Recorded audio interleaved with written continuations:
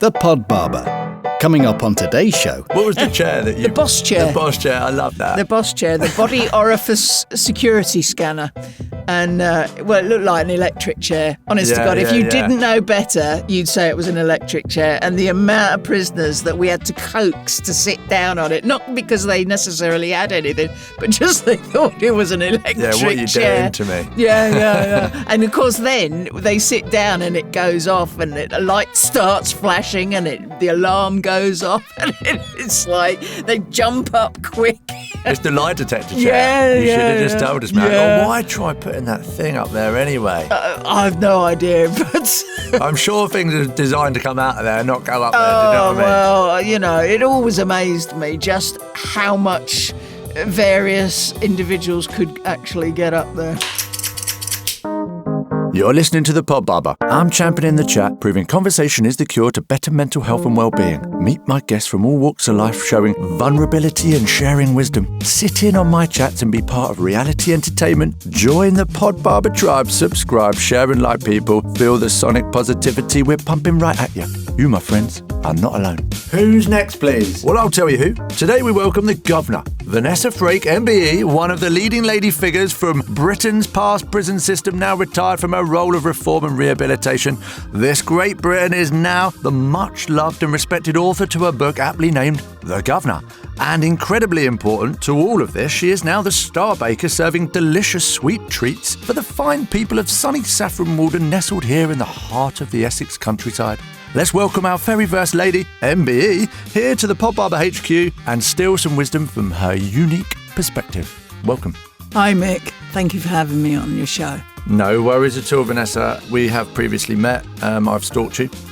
I got told about you by our friends down at the Walden Local. And once I'd met you, I couldn't not have you in here. So I was scrambling. And we got on pretty well, didn't we? We did. We had a bit of banter going on there, yeah. Most important thing. I know that you haven't listened to any of the podcasts, but what I do is I write a noodle. I think I might have mentioned You did, that. you did. So here is your noodle, Vanessa. So notorious was the Governor from Her Royal Majesty's Prison Holloway and Wormwood Scrubs. Hosting famous monsters Rose West, Myra Hindley, the Gov kept chains on the Serial Killers Club. Drugs on a wire, one bad apple spoils the bunch. Sniffing out bent screws on a doggy hunting hunch. Cells, budgies, drugs, murderers and violence. Staring evil in the eye, seeing that dark, bleak silence. Reading your story in your book really enraptured me. You got what you deserved. The honour, the respect, that MBE. You've now unlocked your new life, writing, baking in your own special way. I salute you, Gov. Respect your past. Now, a celebrated author, have your say. Brilliant. Love it. Absolutely love it. Thank you. No problem at all. It's quite nice to have a poem written for you, isn't it? It's. I feel very special. You should do. You are very special. Actually, it is special because you are the first lady to enter PodBarber HQ. So that's a massive, groundbreaking moment for us. Well, I like to be a groundbreaker for sure. So welcome. So, basically, reading your book, it paints that incredible picture, the account of life, in the prison system. Take it to sort of the first moment when, as a young officer, that you've walked in the door, and let us know about that lady who started off that career way back then. Well, you'd have to go back to 1986, May the 12th to be precise. It's a date that always sticks in my mind. I'll never forget that day. When I walked into the Holloway for the first time, I was really surprised at how it was. To me, I'd seen within these walls, that's probably a bit far back for some, but unfortunately I remember that. I'd seen Porridge. I'd seen all those sort of prison programmes. They kind of epitomised in my mind what a prison should look like, the banging of the doors, the clanging of keys, all that sort of echoing around you. But Holloway wasn't like that at all. I later found out that it was designed as a mental hospital. Back in the 70s, the old Holloway, the old Victorian Holloway, was knocked down in the early 70s and a new building built completely on a sort of hospital corners and blind spots and not like a prison at all.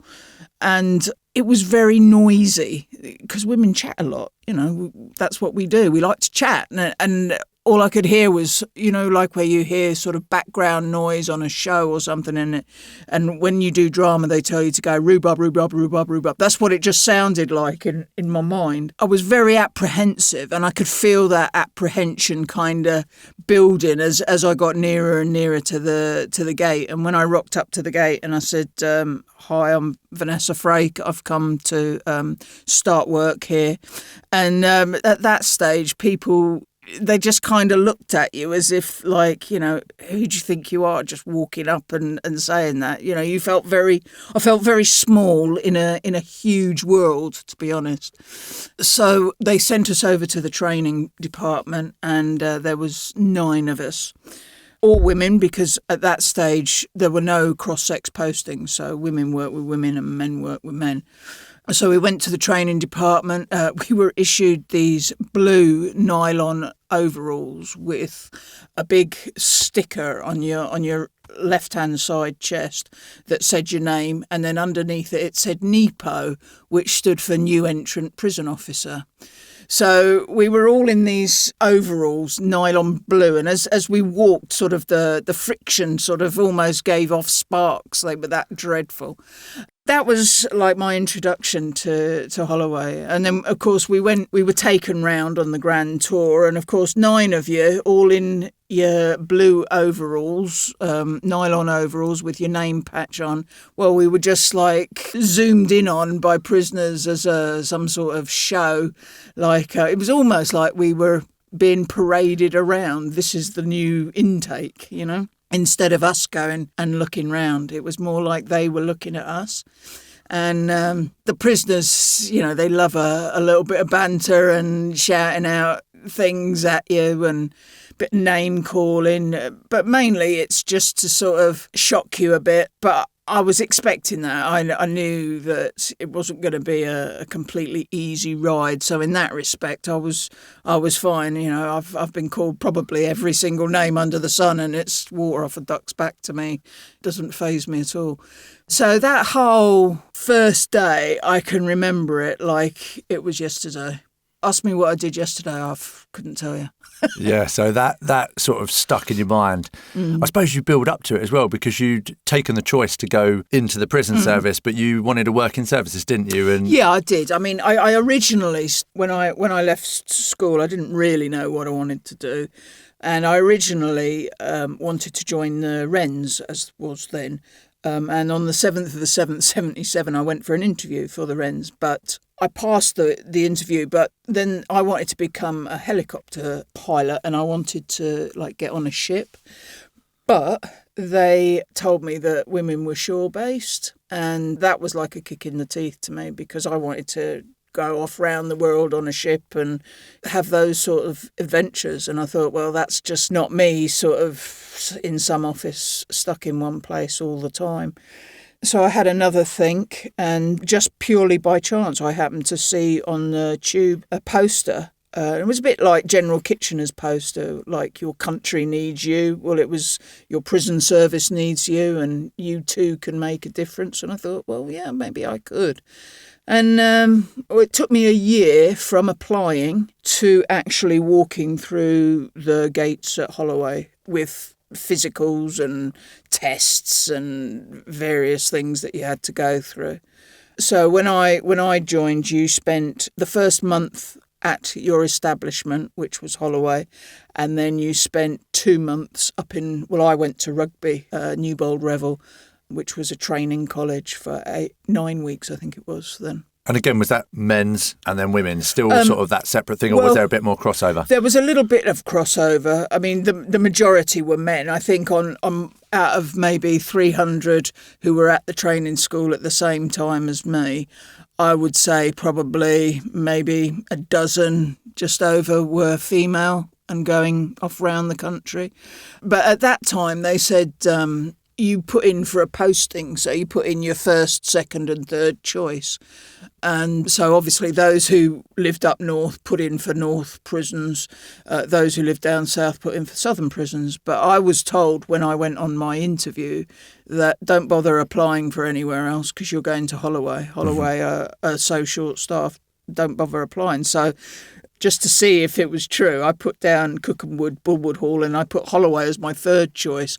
I got Holloway. So they were actually completely right in what they said. And one of the guys in my section, he was from up north, and they gave him like the Isle of Wight or something, you know. Yeah, they just need people where they need them. Absolutely. And, you know, you had very little say in what happened to you and where you went and that sort of thing. If you didn't like it, well, there was the door. Yeah. The word mobile grade was bantered around like left, right and centre at you at every opportunity given. I think that's the same with all the services, though, isn't it? You get into it and you're not blind, are you? You've done your own work. They've given you that initial. Obviously, right from the start of life, again, from the book, you learn the value of compassion, reflecting on your family life. So taking that lesson into the prison service, was that one of your core values as you walk through those doors? Did you want to make a difference? Was it already inspired in you? I think I definitely was inspired. I did want to make a difference. I relished the challenges that were thrown my way. But also, I think, unfortunately, because you work sometimes with the worst that society has to offer, you become very cynical very quickly. And that kind of cynicism sort of follows you throughout your career. And as much as you want to help, to me, the most important thing with prisoners was decency and honesty. Mm-hmm. So if I said I was going to do something, then I did it. If I didn't know, then I said, well, I'll go and find out, and I came back to them. And prisoners respect that. You know, there's nothing worse than when you have no control over anything, being lied to, you know, or buffed off, you know, like, well, yeah, I'll get round to it or something like that. And, you know, you have to be committed to do that because, you know, it can be the simplest of things like, Gov, I haven't had a letter home from my wife for like 3 weeks. Do you think everything's all right? Can I have an extra phone call to call her and just check on her? You know, it's something simple like that. And when you have absolutely no control over anything you do, from getting up in the morning to going to sleep at night, little things like that can be everything. They can really marinate on that in their cell, can't they? It's not going to be good for the vibes, is it? No, not at all. And, you know, I mean, there is a decency thing. You know, I always like to think that I treat people how I'd like to be treated. And obviously you get the odd bad apple here and there that you have to deal with robustly and firmly. And, you know, that is life. That is how the cookie crumbles. But on the whole, you know, people have said to me like, well, did you speak to them? Well, yeah, of course I spoke to them. How can you build trust in people in order to start the rehabilitation process if you have no communication with them? So, yeah, I mean, I chatted to them on a regular daily basis. How are you? What are you doing? What have you got planned today? Are you going to education? Have you got gym? You know, how's your family? Are they all right? When are you seeing your kids? You know, have you put in for a special father's visit? You know, all that sort of thing. It's just finding out about prisoners. And dynamic security, which eventually became my bag, is all about talking to prisoners, because you can learn an awful lot from how a prisoner responds to very basic questions. And, you know, you can feel how the tension on wings are by talking to prisoners. And, you know, you can walk onto a wing of, say, well, the largest wing we had at Wormwood Scrubs was 300 prisoners. And, you know, you can walk onto that wing and you can immediately tell if there's tension on the wing or if everything's running relatively smoothly just by the sensing. You kind of develop this sixth sense of sensing how things are. Yeah, you sort of, I imagine, like the engagement of the general mood. Something could happen. One person could be emitting negative, positive, underlying issues, you know. At the end of the day, you're there to keep the majority of them safe and perform your job. Man, if you have a listen, we're watching the Euros at the moment, aren't we? Yes. It's really relatable because actually, if you look at the best coaching, those guys have worked out over the years that the players need family time. They need that community, and they've worked that out through communicating, through observing what's going on in and about them. So the best coaches, the best leaders, the best governors, they've got their eye and their ear and their mouth, and then that sixth sense all working together. So, yeah. Not keep the majority safe, or just keep them all safe. That's what we do. keep them all safe, or try to. But it's like, the first rule of prison is to keep in custody those sent by the courts. So that's what the number one rule is on prison. And you're not there to judge them. You're there to look after them, keep them safe, keep them secure, and protect the public by doing so. Then after that comes the help them to lead useful and law-abiding lives on release, and that's the rehabilitation. That word's so important. Talking about another word, like when I was growing up, the word PC literally just meant copper to me, and I know it came about in, I think it was in the 70s. I looked it up the other day on Google. I thought I better actually look that up, because I started to even challenge my own self. Did I actually know that was a fact? The old tool Bobby at. But that phrase now is obviously political correctness, about non-judgmental, the most non-judgmental version of a piece of language, isn't it? Yeah. How did that affect being in the prison service as that sort of really came in part? When I first joined the prison service was very judgmental on prisoners. To give you an example, we had one of the first female prisoners with HIV/AIDS, and immediately everybody in the prison knew. We were all told not to touch anything that she touched, not to touch anything in her cell. She was given her own plastic plate and plastic cutlery. She was exercised separately. Somebody had put a big red stamp on her file, because there was no computers then. It was all like hard copies, that she was HIV/AIDS. I looked at her because, we took it in turns to take her out on exercise and I saw this lonely figure wandering around, and I thought, how must you feel? Because she got all the catcalling from other prisoners, because people didn't know about AIDS. They thought about, that you could catch it just by sort of being in the same area as somebody, and now we wouldn't even know if a prisoner had AIDS. It was the same as if we had prisoners that were gay. And they used to stamp their records with a big red F. I never did find out what the F meant. But inside would be written in their history sheet, this prisoner is a lesbian. How judgmental is that? Yeah. You just, even on my interview, when I went for a job in the prison service, they asked me, what would you do if you found two prisoners in bed together?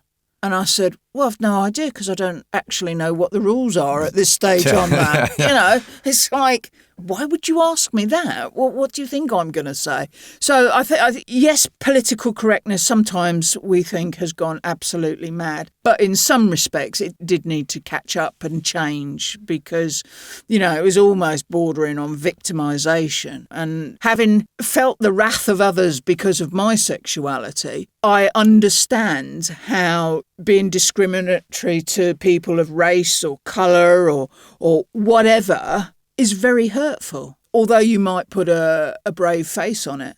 And in that respect, absolutely. I don't agree with some of the things we had to do or were told to do, because I do think, sometimes it's political correctness gone, as I said, mad. But I do think that we should strive to teach our children to be decent and treat everybody, equally. I don't see that there is a need to change that. Aim at equality.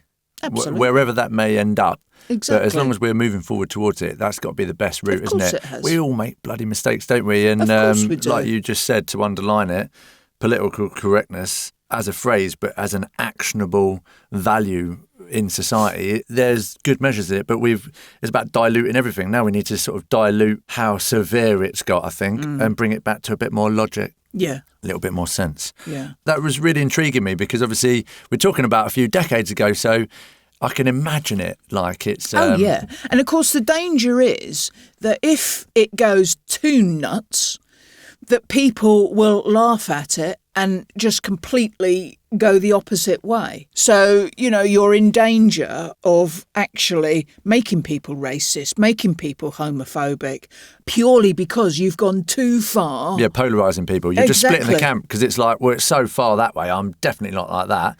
Where's the bloody middle ground? Exactly. Yeah. Exactly. So the other thing is, the public tend to have this impression on the prison system. Again, it's a judgmental thing from society. you should just throw away the key. The thought of rehabilitation, and I've had this as a barber, I've had this conversation so many times with people. They're like, well, yeah, I think if you've done that, you shouldn't get it so easy. You shouldn't get this, that and the other. But the liberties have been taken away. They're getting 23 hours of lockdown, 1 hour of That's not. I don't know where 23 hours of lockdown comes from. I mean, prisoners like to say that they're banged up 23 hours a day, but in reality, you do all you can to get them out of their cells, to get them to work, to get them to education, to get them to gym. Before I go into that, there are two camps in society in this country. One camp is prison's too tough, we should lock them up, throw away the key. And the other half of society thinks that prison's too harsh and that, they should have everything that they want and conjugal visits and et cetera, et cetera, et cetera. Somewhere, as a society, we've got to come together in the middle. Boom. Yeah. That's what we need to do, because taking the key away and leaving a prisoner in his cell or her cell is just going to create more problems. Okay, say somebody goes out one night, has a few too many, gets in the car, drives home, knocks a child over and kills them. That person may get, say, 5 years for manslaughter, dangerous driving, whatever. That's immaterial. Dreadful crime, dreadful for the family, absolutely. Those parents have to live with that for the rest of their lives. Awful. But this guy's made one mistake. If I put him behind a cell, throw away the key, say 5 years when he's out of prison, and I open that door and say, right, your 5 years is up, out you go and lead a law-abiding life in society. The society that has kept you behind your door for 5 years, what am I unlocking then? How have I helped that person to realise what he's done, realise the effects of his crime on his victims, challenged him with why he felt the need to get in his car, all those sorts of things. If you don't work with those people, you will breed another kind of human that will go out and be twice as bad in society. So you can kiss your rehabilitation out of the window. So when people say, about talking to prisoners, yeah, I do talk to them. There is a line. They are one side and I am the other. But you have to work with people. You have to get them on courses. When I think it was Lord Wolfe did the Wolfe Report after the escapes from Whitemore. I am off the top of my head here. I have... We'll forgive you if it's not quite right. Yeah, but I'm pretty sure it was in the early 90s, middle 90s, something around that. But Wolfe did a report, and in that report he said prisoners should have TV in their cells as a privilege, because prisoners who have nothing to do in their cells only have time to think of things to do. Make escape plans, run drug rings. Yes, absolutely. So without constructive activity, you're taking that away from prisoners and all you're giving them is time to do bad things. But people forget that having a TV is a privilege. It's not a right. Something you can take away. You can take that TV away. If that prisoner's behaviour doesn't warrant having a TV in his cell, I used to take it away. They didn't like it. If that prisoner smashed up his TV, he didn't get another one.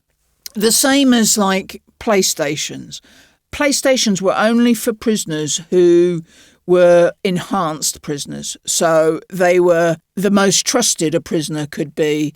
They were doing all their courses, working hard, doing the best that they could within the prison system.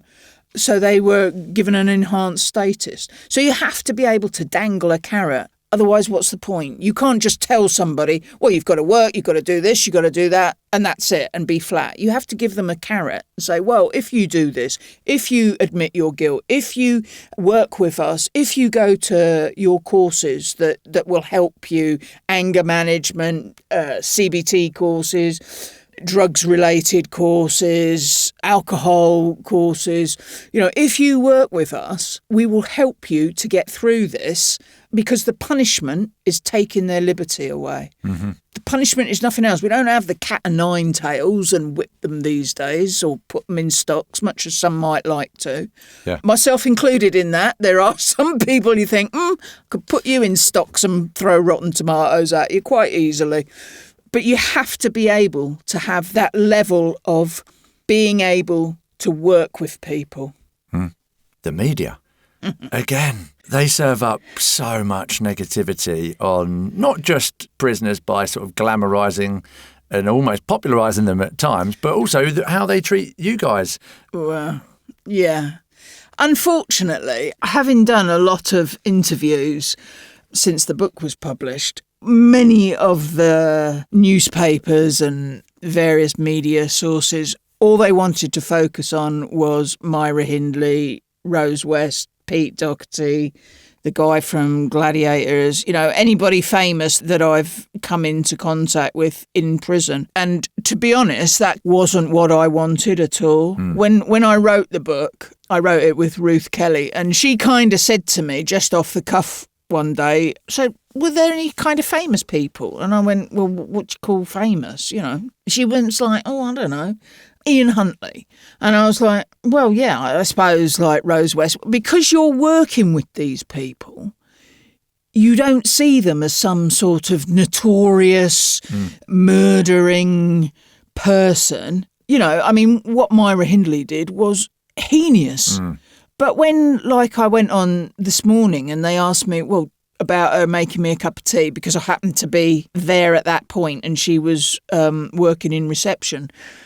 She said, well, did you drink the tea? Well, yeah. What did they think that she was going to do? She was obviously trusted enough at that stage. She'd been in prison 30-odd years at that stage. She was obviously trusted enough to make tea for staff. So obviously I was going to drink it, I wasn't going to say, oh, my God, Not only that, you love a cup of tea. Well, yeah. I did then. Unfortunately, when I stopped smoking, I had to give tea up as well. I can't stand either now. Fair enough. It's just one of them things. Yeah.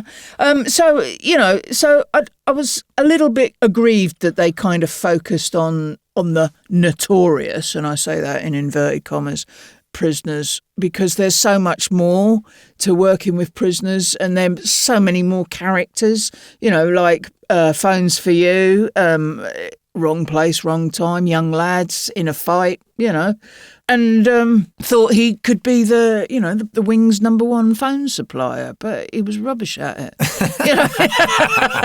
What was the chair that you... The boss chair. The boss chair, I love that. The boss chair, the body orifice security scanner. And, it looked like an electric chair. Honest to God, if you didn't know better, you'd say it was an electric chair. And the amount of prisoners that we had to coax to sit down on it, not because they necessarily had anything, but just they thought it was an electric chair. Yeah, what are you doing to me? Yeah. And, of course, then they sit down and it goes off and a light starts flashing and the alarm goes off. And it's like they jump up quick. It's the lie detector chair. You should have just told us, man. Yeah. Oh, why try putting that thing up there anyway? I have no idea, but... I'm sure things are designed to come out of there and not go up there. Do you know what I mean? Well, it always amazed me just how much various individuals could actually get up there. I suppose the thing is, from the media perspective, we've got this continuum of negative bile, and as people, we've all developed this eye for it, haven't we? A headline. I did it in my poem. And I've got a load of questions that I now can't ask. I'm going to ask them anyway. But the idea that instead of just focusing on that, yes, it's good to bring the attention to some of these people because they are disgustingly evil and it is an interest point. People love crime. People love it all.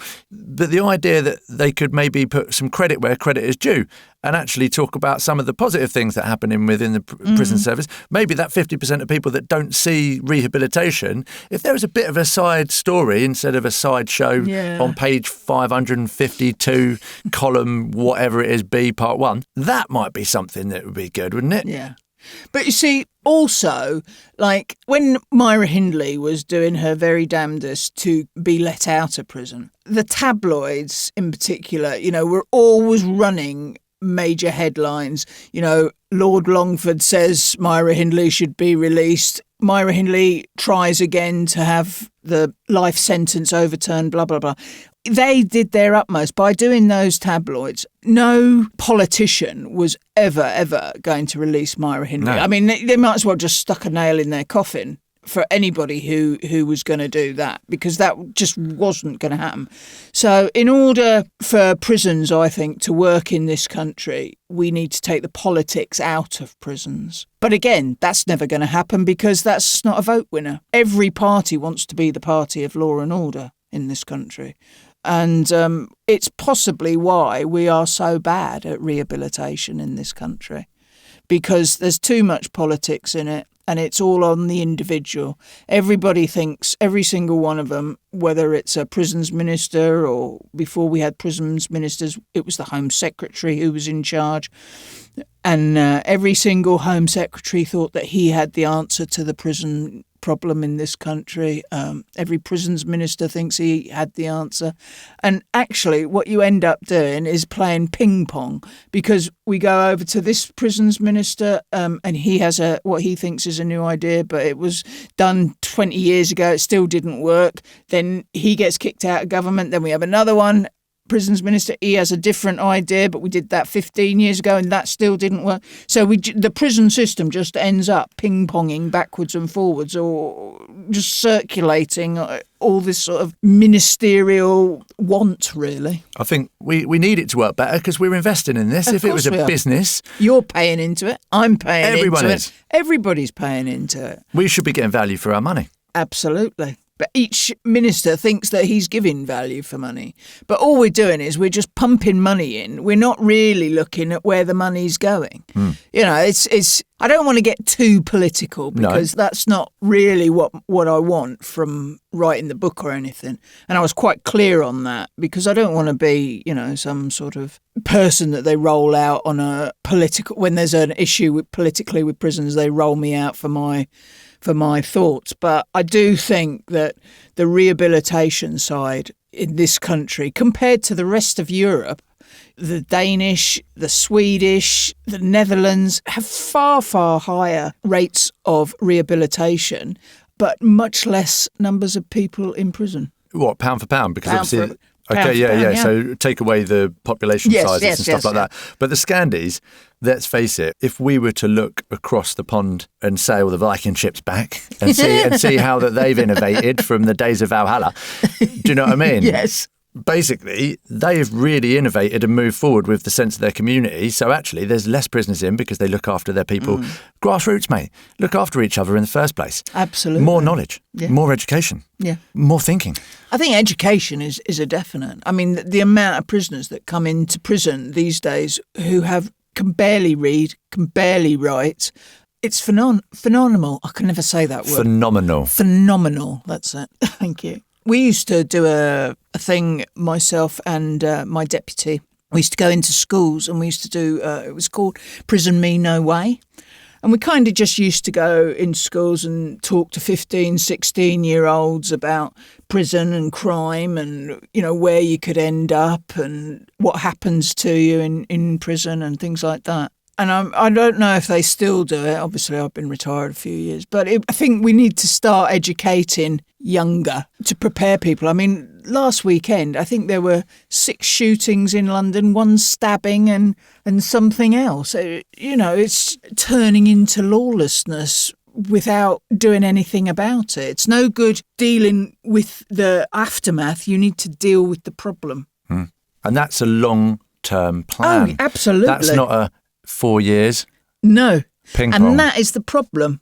Because what happens is no government is going to do that because they're not going to see the results. Because as you say, it's a long-term problem. So they're not going to get the credit for those results. But basically, those things should have like a 15 to 20-year plan, because actually, you mentioned the Scandi countries, that's what they do.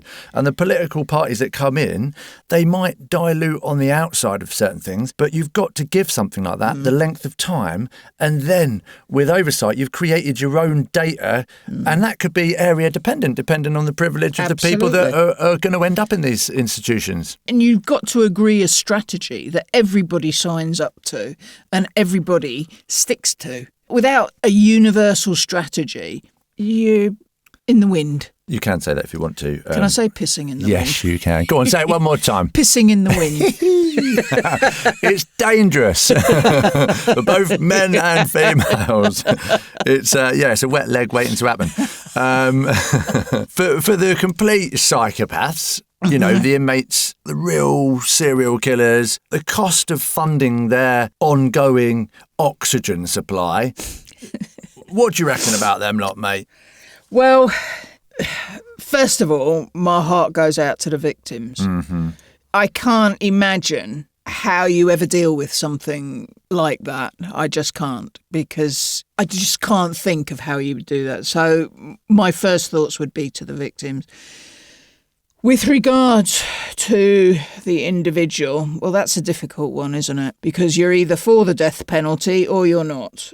I don't think that I'm for the death penalty, having seen a few miscarriages of justice around. But again, if you're going to keep somebody in prison, the likes of Rose West, who's got an all-life sentence, Ian Huntley's got an all-life sentence, and there's a few more hanging around, then you've got to do something with them, because on a daily basis, you have to unlock their cell door. You have to give them exercise. They're entitled to visits, to go to the canteen, to spend money, to work, to go to the gym. That's their entitlement. You know, you can't take those entitlements away from them, much as you might want to. But again, my job was never to be judge or jury. My job was to look after the people that were sent into jail by the courts.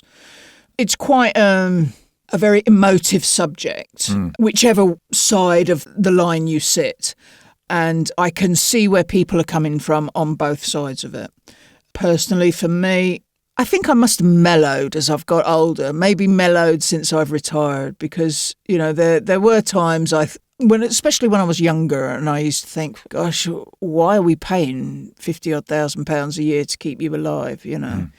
But I think, having worked with many people who have done horrendous things in life, I would never forgive them, but I would never forget them. It's a very difficult subject, and, you know, one that you could go on long into the night about, and have a difference of opinion and make headway on both sides, I think. Yeah, that's sort of when you come into the middle circle, you know, if you're polarised on either side, because you can see with obviously some of the places in the States, they still have that, but they're actually taking that away now. And we can see from the justice system, the corruption, cybersecurity, people can actually have all their information completely stolen. Yeah. And depending on the country you're in and everything like that, that can then impart someone completely innocent. Yeah. And that has been the case. I think for me, the Lee Rigby ones stand out. Yeah, I don't disagree with that. Something like that, where it's that situation, that attack on our forces. I personally think, someone should have whacked them on sight. Well, I mean, it's only my personal opinion. Yeah, I mean, I think, you know, it's very difficult to defend somebody like that. For me, it would be the Manchester bombing, you know, that was targeted young girls and their mothers. Exactly. You could pick up loads of them. But we need to be careful where we're picking instances, because there are many horrendous things that go on in this world. And I look at places like Saudi Arabia, who still do beheadings, stoned to death for being raped. I was just about to say that one. Yeah, it's a horrendous crime. You know, and I think, how barbaric. So how barbaric do we want to be in return? I think our police and our counterintelligence services do a fantastic job. And, you know, we as the public don't hear about half the things that they stop. I don't think we can handle it. No, I don't think we would. I absolutely don't think we could. Yeah, people are struggling to sleep anyway. And, you know, especially the last couple of years, you know, it's been very difficult for people anyways with COVID. I think it's just one of those topics that I know that, you know, by the sense of you just being on this podcast, they'll all be chomping at the bit to just sit to see. And I think what I've taken from that is, it's an impossible question to answer, because it's got so many factors, hasn't it? And it's effective. And firstly, I'd like to thank you for the first thing you said.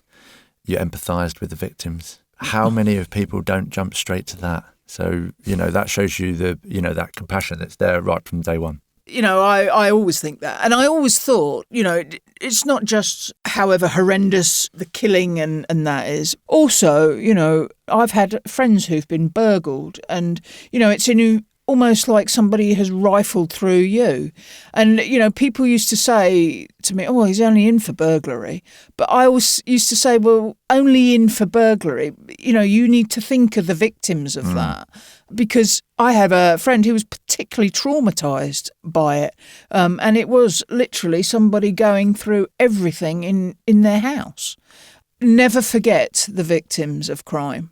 Having seen the other side of the coin, sometimes I understand why people say, well, how could you do that job? How could you work with those people? My mother says it. How could you work with those people? She said that when I first joined the prison service. And she said since I retired, oh, I'm so glad you've left that job now. Yeah. But to me, it was a commitment to try and make a difference to people's lives. If I was a victim of crime, I would hope that if they caught whoever it was who'd done whatever, that they would try and send them out a better person than they went in.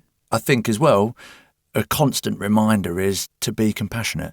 So once you've asked yourself the question and someone said, well, actually, because I believe in trying to rehabilitate, or I believe in this, or I think it's going to help someone, as long as someone's doing something with the motivation to do something kinder, and it might be an extreme version of it to you, but as we just sort of talked about in Saudi Arabia, our version of extreme is absolutely diluted down to nothing. We can pedestal serial killers who are born psychopaths. There's a whole thing in the dictionary and blah, blah, blah. But they're living on those levels in these countries of oppression currently on a day-to-day thing. So you want to talk about like extreme, that's nothing to their day-to-day grind. So we're very fortunate and we should be compassionate and think for those who are worse off. Yes.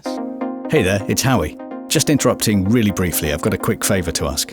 We don't run ads on the PodBarber, but if you're finding this podcast helpful, or if you know someone who might benefit from listening to it, please take just 10 seconds to share this episode by tapping on those 3 little dots on your podcast player. From there, you can text or email a link to the show and spread the word of what we're trying to do here. That'd be great. Mick and I really appreciate your help. Okay, back to the show. The mention of the, your famous kind of people, I'm not going to go and dive into that because I know that's what all your interviews are largely going to be like. But what sort of aggravation does that bring to a stressed out staff? You're lacking in probably quite a lot of members of the team to have these celebs in, to have this massive outside media buzz around everyone. You've mentioned some of their names already. What pressure does that put you guys under? Quite a bit of pressure because, as I said, the first thing a prison's job is to keep people in custody. So first of all, it's their security that you keep them in prison. I mean, letting somebody notorious who's in the media every day escape is, look at Ronnie Biggs. 40 years later, they were still running stories of his escape in the media. Yeah. Glamorised. Absolutely. Yeah. He was a hero almost. Yeah. So obviously that's your first thing is their security. Your second thing, obviously, is their safety, because whether you like it or not, they've got a price on their head. Who wants to be the one that gives Rose West a good kicking? So obviously their safety. And then thirdly, you've got all the hangers-on, those that just want to look and those that want to see. And that includes staff. So you've got the world and his wife will come and see, well, when we had Rose West at Holloway. So you've got, in no particular order, chaplains, psychologists, psychiatrists, nurses, doctors, independent monitoring board, prison visitors.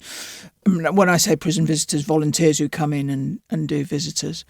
To say nothing of the governor and downwards through the chain. So you've got this almost constant stream of people, when really you just want to get on with your job. You've got meals to serve at lunchtime, you've got exercise to get through, and then somebody else comes on, I just need to see Rose for 5 minutes. Okay, so you need to unlock her, you need to put her in the office, you need to put a member of staff there, and it's like such and such at such a time has come has come and seen her, and so you've got all that added work to do with just her one prisoner, and bearing in mind she's one prisoner out of, well, the seg where she was at Holloway held 20. So she's one prisoner, and you've got literally to devote one member of staff out of 3 staff maybe for her. And then you've still got to run adjudications, you've still got to run a regime, you've still got to look after the other prisoners that are there day in, day out, those that are there for their own protection, those that are there under punishment. So you're trying to swap hats 30 times a day. Not necessarily even just, from an expense factor. It's time, isn't it? You can't get the time back. So it's time that you can't spend on like positive stuff, isn't it? Yeah. And don't forget, prison is by its very nature run on time. Everything is a routine. At a specific time, you do this. At a specific time, you do that. I still do it today. So it's like I get up at a specific time. I go to bed at a specific time. I have lunch at a specific time. I'm as institutionalised as any prisoner, I think. Yeah. Do you know what, though? There's something to be said for that, because I'm going to put a judgment on it because I'm like that. So I definitely want to see that as a good quality in life. Absolutely. You can plough your way through it. Yeah. You've got that facility to go, right, I've got my list of things to do. I get up at this time. That means I know I've got a bit of me time. Yeah. And then I get those things done. I always say this to people. They go, I've got no time to do X. I've got no time to do this. And I go, not that I'm trying to make them feel bad, but I've got 3 daughters, I run a business, I'm a busy boy, and I still manage to get like an hour and a half, a couple of hours to myself every day. Yeah. It's because I just get up in the morning. And granted, I have an amazing partner behind me, and I know you do as well, and that allows that to happen. Of course it does, yeah. So I'm not isolated from assistance. It's a team game, but you can get time. But being organised, I think we should... Let's promote being organised. Be organised, because how annoying is it when someone's late? Oh, I can't cope with lateness. It eats me to be late, and it does happen from time to time through other measures, and it really does actually really annoys me. I'm exactly the same. I can't cope with the thought that I'm going to be late for something. Do you get a bit like angsty about that? Yeah, I do. Yeah, I do. It's funny, but I've always been like that, and I think whether that's got something to do with the whole prison thing for 27 years, whatever, I don't know, but I hate with a passion to be late. Thankfully, Ju's the same. She's never late for anything. So and even like our daughter she doesn't stand a chance. No, we've already worked that out. but maybe I'm a little bit on the spectrum. Who knows? But I think we all are, aren't we? Well, I don't think it's a bad thing at all. Man. I think like you say, you get things done, and I think you're a trustworthy person. If I say to you, Mick, I'm going to be there by 9 o'clock, then you can bet your bottom dollar at 2 minutes to 9 I'll rock up. I still flicked you a text, but that was just to say good morning. Oh, was it? Yeah. Morning. Sorry, I was hoovering before I came because here. You were scheduled to hoover. I was scheduled to hoover. Dyson had got into your diary. Yes, yeah. What a great man he is. Sort of inside, like the violence and personal risk, playing the role of, the facilitator of rehabilitation, blah, blah, blah. Those dudes inside there, I mean, like you said before, they're just thinking of every way to get at you. Oh, well, absolutely, yeah. They're cunning, aren't they? Because they were cunning on the outside, some of them, not all of them. But, what was some of the worst things that sort of came up in that sense? Like, well, I mean, the battle with drugs and mobile phones in prison is a never-ending one. As soon as you close one door, whether that's by, removing phones for you from the wing, putting him in the punishment block, or having a dead pigeon sewn up with drugs land at your feet, as soon as you close one door, another one will open. They'll start coming in receptions. They'll start coming in via visits. It's a constant battle, but it's a challenge. And I used to say, prisoners win 1, we win 2. That's what I used to say. Because if you let it grind you down, you'd never be able to function. So you have to sort of almost make light of it. Yeah, you become part of the story. So it's like yeah. Sherlock Holmes wakes up every morning and you are one of those sniffer dogs, aren't you? And you're like, right, what are they doing today? Yeah. Where's the nook? Where's the squirrel, as I would call it? We used to, like, coming up to Christmas, I used to have a staff meeting in the staff room, and I used to say, right, coming up to Christmas, it's hooch run time. Right, let's see who's going to get the most hooch. Get the hooch pooch in. And just literally go through it. We're not looking for anything else, just hooch. Bottles of the stuff, because it's lethal. Poaching, is it poaching? The Irish homebrew from potatoes. Oh, potato skins and stuff like that. Hooch is 10 times worse. Yeah, not pleasant. No. But very, very dangerous. And you could see the revved up glee on staff's faces as they were like busting doors open, say, right, stand outside, we're looking round your cell. Got any hooch in here? There it is behind the radiator. Thank you very much. There it is dangling down the toilet cistern. Thank you very much. There's not many places they can hide the stuff. No. But if you look, you're on it, aren't you? Yeah. But you have to plan it, because you've got to get more staff onto the wing. You can't have all of that happen with just your normal staff. You just haven't got the time to give to that. So you make a special time slot. You give yourself an hour there to go through the wing looking purely for hooch. And was there prizes given out? No, just a really well done. And with now obviously you're a baker. Yeah. Does anyone ever refer to, but she's putting files in the cakes and stuff like that? Not that I'm doing that, but that's what I didn't think that, but that's what some people have said to me, and I'm like, no, I don't think she will be, but I will ask. Well, my cakes don't go in prison. But you know how to get away with it, don't you?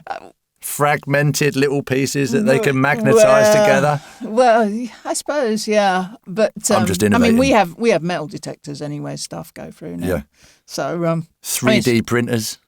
Who knows? I'm not going to. Actually, I'm giving way too many ideas here. Yeah, done this before. But no, I've never baked and taken cakes in for prisoners. No. Thinking of the prisoners that simply do not have anyone coming in, forget whatever crime they are, put that aside. That's just not nice. That utter loneliness. How's that dealt with in prison? Well, like I said, we have volunteers called prison visitors that are cleared to come in and visit prisoners. So if the chaplain, because the chaplain or the imam or whatever faith you are, prisons have a leader for that faith. They're all seen on arrival into prison by the chaplain of their choice. So if the chaplain will say, have you got family? Are they going to come in and see you? If not, they'd say, well, we do a prison visitors scheme. Would you like to have a visit from somebody? And there are volunteers out there who come in and see prisoners. So they wouldn't be on their own. Yeah, completely isolated to once again grapple with the turmoil of the situation. And also there are like trusted prisoners called listeners, who have been trained by the Samaritans, who go round and see prisoners, because peer support is very good. So there are procedures in place for people, because obviously we get a lot of foreign nationals, particularly at Wilmwood Scrubs, because it's next to Heathrow nearly. Yeah. So we used to get a lot of foreign nationals coming. At one time, I think it was something like 90% of the prison was foreign nationals. So prison visitors and those volunteers are invaluable, really. You mentioned faith inside. You've got a lack of staff.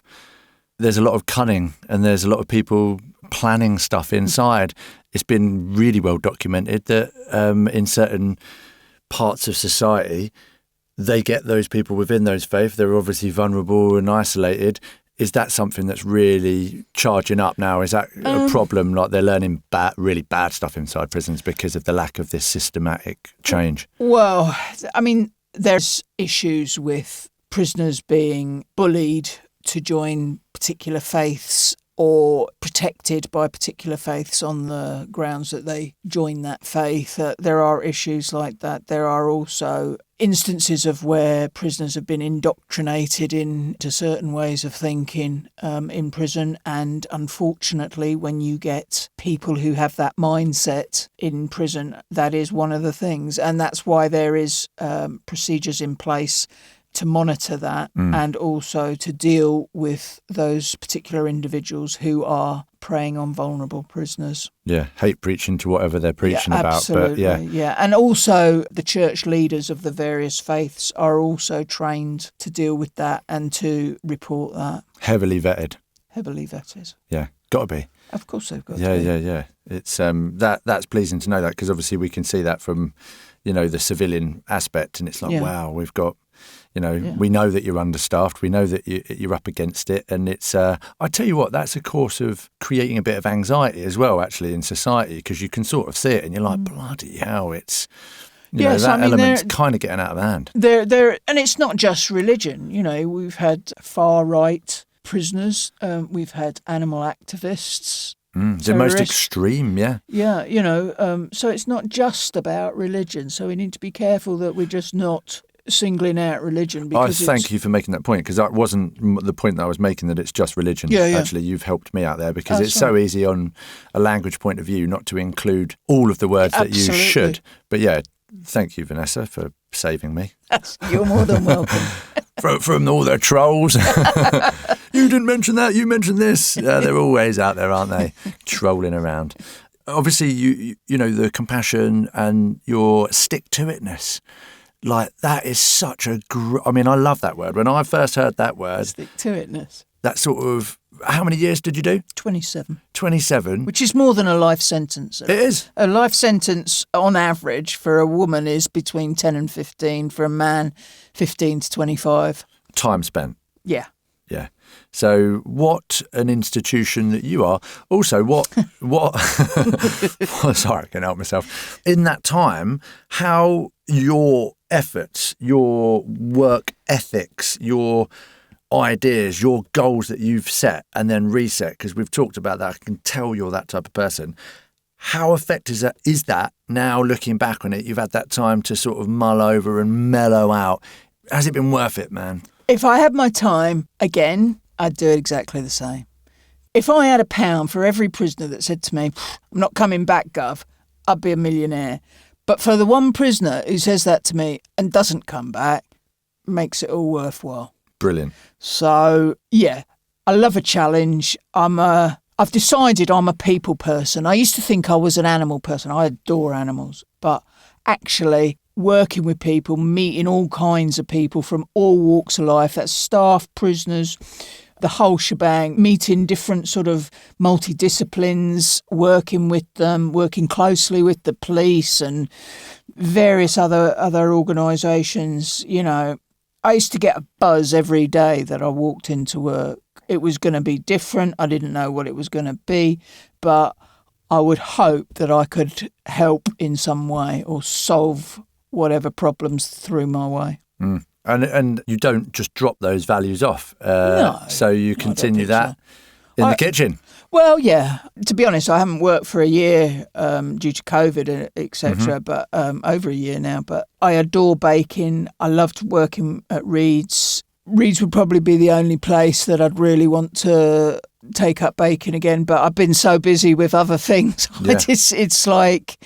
but I still cook at home and that. Maybe when I was working, I never had the time, because did a 12-hour shift, and if it was a particularly stressful day, and really all you just wanted to do was sit down with a cup of tea and watching rubbish on the TV. But, you know, I've had more time to think about things. I've learnt a lot since I retired, not to be so judgmental, not to be so cynical, and to also talk. I was never a very good talker about things. I was always one for... In the prison service, they're great. You know, if you're in some sort of incident, doesn't matter if somebody's been assaulted or a fight or whatever, they'll always turn around to you and say, "You all right?" And your always static answer is, "Yeah, fine, thank you." And you put that away. And you never discuss it again. You never talk about it. And if writing the book's taught me one thing, it's taught me how to talk about things that I had put away and not dealt with for years. So when I say it's good to talk, it is good to talk. Conversation's the cure. Mm-hmm. Until you start opening your mouth, even penning in a cathartic way your story, it makes you relive that. You're able to then express certain things. You're being read, you're being listened to. And it's so important to find the confidence and to find the different ways in and around that. Which is why, in the beginning, when Ruth first said to me about doing the book, I didn't want to do it because I didn't want to lay myself so open and vulnerable. I wanted to keep all that to myself because very few people really knew me in Walden. I've made some really lovely friends, and I count you as one of those, Mick. Thank you. And I've really enjoyed living in Walden, but I never really opened up, never really sort of let myself tell everything. So, I mean, I worked at Reed's for ages before they even knew what I did for a job, in my previous life. So it's like, that's how I kind of look at it now. I look back at almost as if I'm looking down on it. That was me 10 years ago. So, to come to the end of that amazing career, the stick-to-itness, the 27 years, you then got that phone call, didn't you, to be welcomed into a very honoured place and position by our wonderful Queen. Well, how did that feel? Well, I got home from work one day and there was this white envelope. And like your heart always goes in your mouth with a white envelope, doesn't it? But it had no stamp on it. It had Downing Street on it. And I was like, what? It was addressed to me. And I opened it up and I must have read it, I don't know, 2 or 3 times, that the Prime Minister has given your name to the Queen. And basically she's agreed that she's going to make you an MBE. Well, I just couldn't believe it. I just literally stood at the top of my stairs at the front door reading this envelope time and time again. Absolutely honoured. And the fact, the day that I got it, it was the Queen in her 60th year giving me my MBE was just amazing. I can't tell you how proud I was to walk up those stairs of Buckingham Palace, and on one side you had the Blues and Royals and on the other side you had the lifeguards. And my family went that to the left and I went to the right to the green room with Ronnie Corbett and Lee Westwood and some woman from some charity or other. And it was just an amazing day, one I will never forget. Rightly so, not everyone can get to that stage. Even in the reflection of your own family, giving you the honour of celebrating you, for what you've done good in the world. But obviously that's amazing. Most people who lead teams, who run certain things, they can't do it without the staff. Absolutely. There's such an important makeup, isn't it? To be allowed to be that damn good. So shout out to your staff. Absolutely. I mean, I had the best staff. They used to make me look good on a daily basis. And, I always said to my deputy, we had a very almost like husband-wife relationship. And he was forever getting himself in bother and I was forever digging him out of his bother.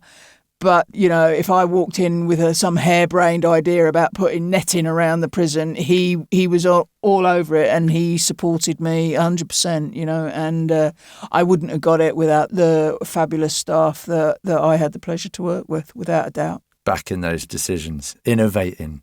That moment, that comes. The campaign that you just led comes to an end, and you mentioned it in the book, and it's like that holiday syndrome. All of a sudden, you put your feet up and all of that trauma comes smashing back down. Yeah. Oh, man. Tell me about that. Well, I think because of the way I left very abruptly because it wasn't HR as such, but it was called shared services, and they dealt with all the sort of retirements and that. And basically, for 8 months, I didn't know whether I was going to be allowed to retire early or not. And eventually, on the 27th of February at 3:00, I got a phone call in my office from somebody at Shared Services who said to me, Miss Frake, your last day will be tomorrow, the 28th of February. And I was like, so after 27 years, I had barely 24 hours to pack up my office. Staff used to buy me, when they went on holidays, they used to buy me little knickknacks that I'd given a cupboard over to my in my office. So I had some beautiful little mosque from Pakistan. I had one of those waving cats from Thailand. The lucky cat, yeah. You know, and various snow globes and statues of liberties and tut, really. But that staff used to bring them for me and you know, to put up in my office. It was just a thing I used to do. So I had barely any time to say goodbyes, tell my staff who knew nothing about it at all, I didn't even know who I'd be handing over to, because I mean, you know, you don't work at a position like that and have nothing and walk out the door and that's it. You know, you have things to hand over. You know where all the secret tunnels are. Well, exactly. all the spy traps, my hidden microphones, the lot. No, I'm messing. Yeah, I mean, you know, there is an awful lot to do in less than 24 hours. And the worst thing was there would be some staff who wouldn't be working that day and wouldn't be working the day after, who I would have wanted to say goodbye to. I mean, obviously, you know, when I walked out the door the last time, out the gates, it was the most bizarre feeling, thinking, I'm never going to walk back in here. And actually, I did, because unfortunately, one of my principal officers died, and he had his memorial service in the chapel at Wormwood Scrubs, and I went back to that. And it was the strangest feeling, you know, and staff was so pleased. Gov, you're back. Giving you a hug and, oh, we've missed you. And I thought, no, I've come back for Andy. I don't want to come back to do the job. As the Gov. Yeah, I'm just Vanessa. I kept saying, just call me Vanessa. Oh, no, boss, you're the boss. You know. And even now on my Facebook or on my Instagram, it's like, hi, Gov, are you all right, boss? You know, they still call me the Gov. It's almost like a nickname, isn't it? Yes, yeah. We went away 2 days later after I retired. We went away for a week, and it was just like a holiday. So it never really kicked in.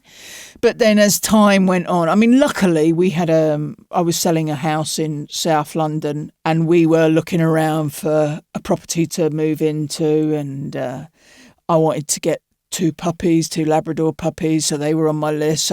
So I had things that I was doing, selling house, looking around, looking after the puppies, and so I was busy. And then Ju said to me one day, why don't you do some baking? Why don't you bake us some bread or something? I think we'd run out of bread, and she says, oh, you could make some now. And I thought, it's been a while. I think my nan taught me how to make bread when I was like 10 or 11. And so I did. I made some bread, and like everybody wolfed it up, and then I made some more, and then I made some hot cross buns, and it just kept going. So I started like doing all this baking, and we lived in a flat then, so I used to take it along the walkway, but it had various people living in it around the sort of flat, some old people and that, and I used to just take some iced buns or some scones or whatever I'd happened to make. I just used to take it around. So that's kind of how I started with the baking. But I retired February 28th, 2013. We moved to Saffron Walden 22nd of July 2014, and it didn't really kick in until we moved here. Well, my dogs were well trained. The house was sold. We'd bought a property here. I didn't have anybody to bake for. I didn't know anybody. And that's when I kind of started, I don't know, PTSD, unless you've kind of suffered from it, it's very difficult to explain. It almost comes on you like you don't even notice it. And your behaviour changes and you don't even notice it. And that's what literally happened to me. You know, our daughter had just hit puberty. I was going through the menopause. I mean, how Ju didn't pack her bags and leave, I have no idea. But it kind of came on, and you try and deal with it, but it's really difficult. And I think I learned that it took a much stronger person to actually stand up and say, actually, yeah, I think I need help. than to try and deal with it myself. And that's what I did. And I went and saw one of the lovely doctors in Walden and walked in and just broke down. And literally, I'm where I am today because of her, because she really helped me. Well, not entirely true.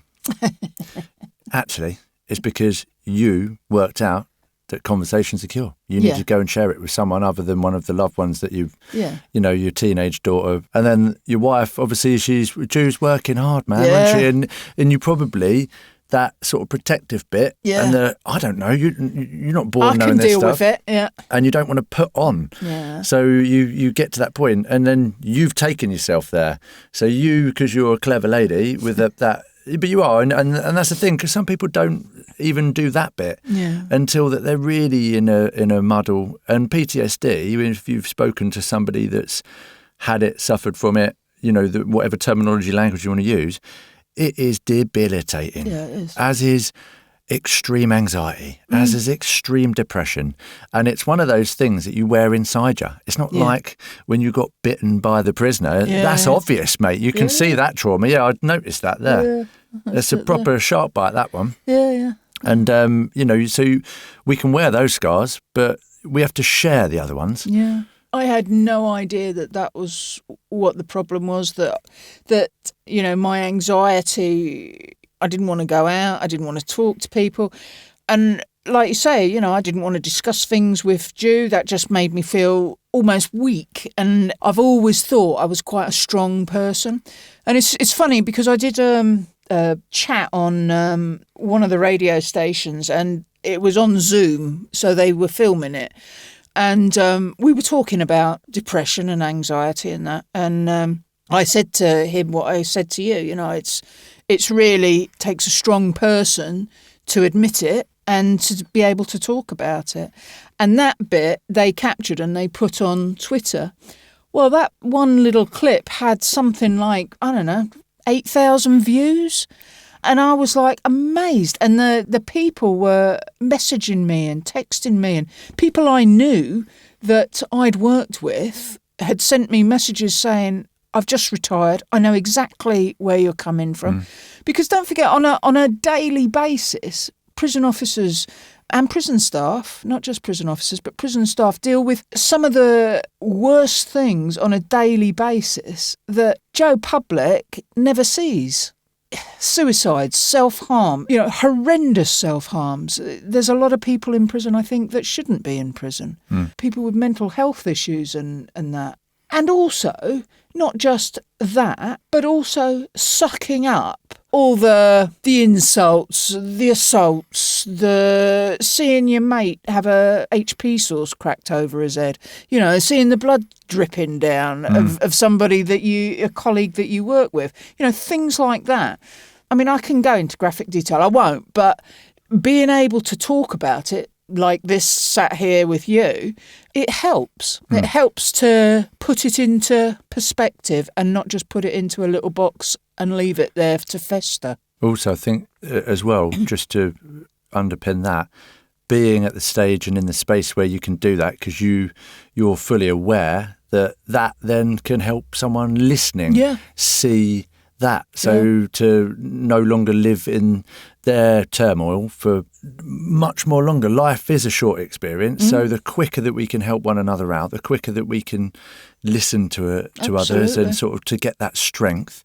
Humans are like water, aren't they? They take the easiest route, and the easiest route is to bottle it all up and you know, instead of dealing with it at the source of the problem.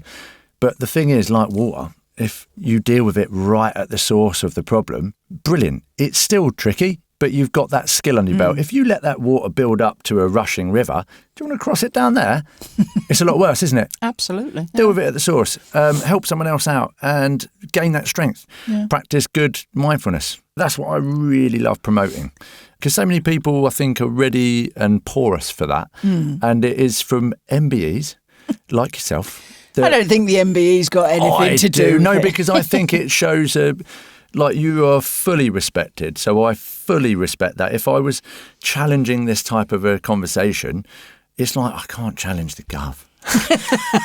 She'll put me in that. She'll put me in that bloody chair. Let me tell you, many people did challenge me. Many. Well, yeah, but the challenge is what creates the better version of yourself. I have no problem being challenged at all. I'm quite happy to be challenged, and I always thought, because I always used to hear things about, a bloody governor can't make a bloody decision when I was an officer, and I always used to tell my staff, I'll always make a decision. Might be the wrong decision, but I'll hold my hands up to that. But I will make a decision, because there's nothing worse. If you're on the ground floor and somebody's umming and ahhing, fiffing and faffing as to shall I, shan't I, you can always explain your actions as long as you can explain them. And if it all goes Pete Tong, well, you have to deal with that. That's all part of it, isn't it? Accountability. Absolutely. Someone's got to be accountable. Absolutely. We all have, haven't we?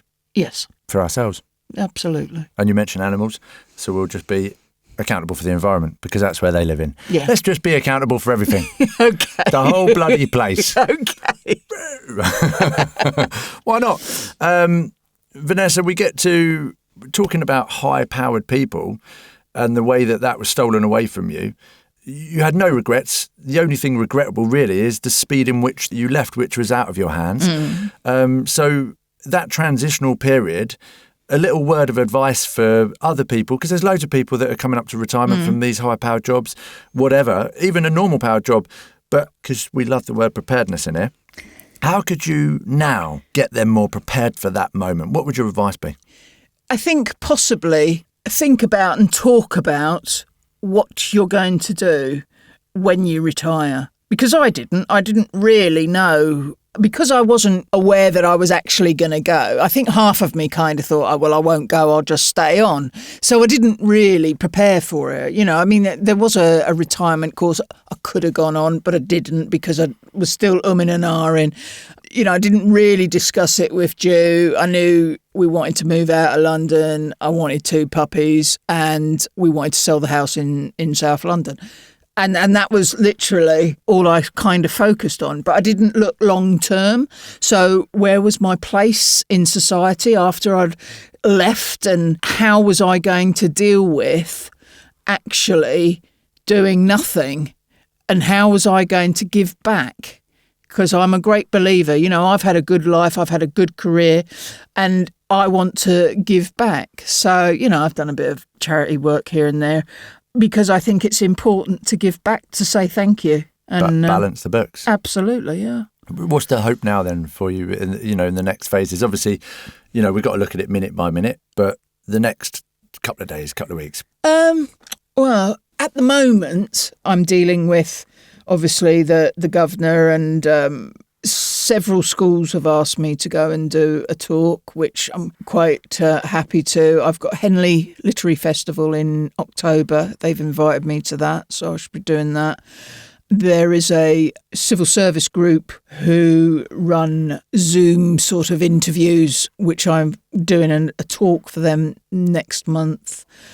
The WI is quite big, not just in Saffron Walden, but I've got 2 or 3 WIs around the country that want me to do a talk to them. At the moment, they're on Zoom, but, if God willing, COVID improves, I will be off. So I have got my fingers in a few pies here and there, and it's not something that I love doing, but I've done it all my life. I've stood up in a chapel and talked to 500 prisoners quite easily. And you can bring some value to that. Yeah. And, if my experiences help somebody, fabulous, great. Brilliant. I'm more than okay with that. There's that phrase, everyone's got a book in them. Yeah. Anymore? Now, never say never is what I'm going to say to that. There's another, I say that all the time. So is apt. I don't know if there'll ever be a sequel to The Governor, but there may be something different. Yeah. Maybe. We'll see. Did you enjoy the process of it? I found it really interesting, really difficult, writing about yourself and talking about yourself. It's almost like, when you go to an interview and you have to sell yourself, don't you, and say how marvellous you are and what your strengths are. Well, writing a book about yourself is very much like that. So, I did this, I did that. And in the end, I was kind of said to Ruth, well, I just sound marvellous, don't I? I'm just bigging myself up. And I found that quite difficult because I'm not very good at taking compliments. So taking a compliment from myself about myself I find really hard. I think a lot of people can relate to that, apart from me. No, I'm joking. You've got to get to the place in the space where you've got to love yourself first. So yes, absolutely. And to write that down, it's good. And I will always take the mickey out of myself. And everyone will say, "Oh, your ego's the first thing that walks in a door." But actually, it never used to be. It used to be my body. There's a question that I always like to ask, and I'll explain it slightly. So I like you to pick a topic or all topics, and you can say whatever you think, want or desire about any of them. And the question is, sex, drugs and rock and roll. Gosh. Drugs, no. I've seen the damage and harm and hurt, not only to those taking them, but to families of those who have been taking them and who have been bullied to bring drugs in. So drugs, definite no. Rock and roll. Well, I'm a bit of a country and western person, really, more than a rock and roll. So I like listening to Chris Country on a daily basis. We went to see Dolly Parton at the O2 about 5-6 years ago. She was just amazing. And God willing, COVID is done and dusted. We'll be heading over to Nashville, going to the heart of country and western. Oh, that's so cool. What a thing to look forward to. Yeah. No to rock and roll, but yes to country and western. And what was the first one? Sex. I've left the best bit till last. Absolutely. And I won't say any more than that. Always leave the best bit till last. Yeah. I didn't realise that you'd stopped baking treats because I was a bit disappointed you didn't bring me anything. I'm sorry, mate. It's okay. You did bring me a signed a bookmark. I only had 50 made. I'm literally in love with that already. That's great. I'm not going to use it. I'm going to frame it. Okay. Well, you're more than welcome to. But only for special people get a bookmark. Well, thank you very much. Because I've still got a pile of like that. So there's very few got one. Well, I suppose you've got to really sort of be very deliberate with who you give them to then. So I always think that I can judge people, having spent years looking at people and working them out. And I like to think that I'm a good judge of character. Well, thank you for giving me one. I take that as a massive compliment. Well, it was meant as. Thank you. You need to think about your future, your happiness and your sanity. Mm-hmm. Words from Jew. I just wanted to say that because that was in the book. Because she sounds like a great lady. She's amazing. She's put up with a lot from me. Yeah. You've been brilliant. You've been our first female guest. And I've thoroughly enjoyed talking to you today. So with a great gratitude to you, thank you very much for coming on our show today. And I'll end with peace, love and power to your day. Thank you, Mick. Thanks for having me. I've really enjoyed it. Super. The PodBarber is a That Media and Design production with Mickey at the mic and Howie at the controls. If you've been affected by any of the topics in this show, you can find more helpful information on the episode's page at thepodbarber.com and search The PodBarber on social and let's get connected.